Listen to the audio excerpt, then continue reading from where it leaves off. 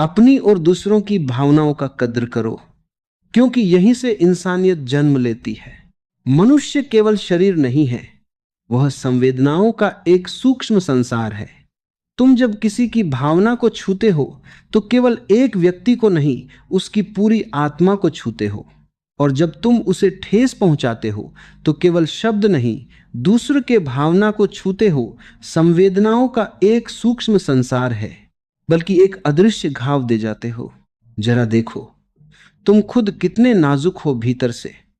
एक छोटी सी बात, एक अनदेखी, एक कठोर शब्द, और मन कई दिनों तक बेचैन रहता है।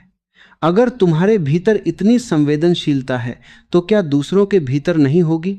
हर इंसान अपने भीतर एक मौन कहानी लिए चलता है, जिसे वह किसी से कह नहीं पाता। इसलिए जब तुम किसी से मिलो तो केवल शब्दों से नहीं, अपनी चेतना से मिलो। भावनाओं का सम्मान करना कोई नियम नहीं है, यह एक जागरूकता है। जब तुम सच में जागते हो तो तुम्हारे व्यवहार में करुणा अपने आप उतर आती है। तब तुम किसी को चोट पहुंचाने से पहले रुक जाते हो, सोचते हो, महसूस करते हो। और यही ठहराव तुम्हें साधारण इंसान से एक सजग व्यक्ति बनाता है। लेकिन याद रखना, दूसरों की भावनाओं का ख्याल रखने से पहले तुम्हें अपनी भावनाओं को समझना होगा। जो खुद के भीतर उलझा हुआ है वह दूसरों को कैसे समझेगा? इसलिए पहले अपने भीतर उतरना सीखो, अपनी पीड़ा को पहचानो, अपने आनंद को महसूस करो। जब तुम खुद को समझने लगते हो तब तुम दूसरों को भी बिना कहे समझने लगते हो। जीवन कोई युद्ध नहीं है जहां तुम्हें हर हाल में जीतना है। ये एक नृत्य है जहां हर किसी की लय अलग है। अगर तुम दूसरों की लय को महसूस कर पाओ, उनकी भावनाओं के साथ तालमेल बैठा पाओ, तो जीवन में टकराव नहीं, केवल संगीत बचेगा। और अंत में यह मत सोचो कि भावनाओं का सम्मान करना कमजोरी है।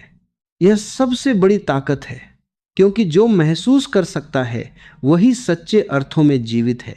जब तुम अपनी और दूसरों की भावनाओं को सम्मान देने लगते हो, तब तुम केवल एक बेहतर इंसान नहीं बनते, तुम एक सुंदर दुनिया बनाने में योगदान देते हो। जब तुम किसी को सुनते हो तो सिर्फ उसके शब्द मत सुनो, उसके पीछे छुपी हुई पीड़ा को सुनो, उसके भीतर के डर को महसूस करो, उसकी आंखों में छुपे मौन को पढ़ो। क्योंकि हर व्यक्ति बाहर से जितना दिखता है, भीतर से उससे कहीं ज्यादा टूटा हुआ या जुड़ा हुआ हो सकता है। लेकिन इस समझ के लिए तुम्हें धीमा होना पड़ेगा।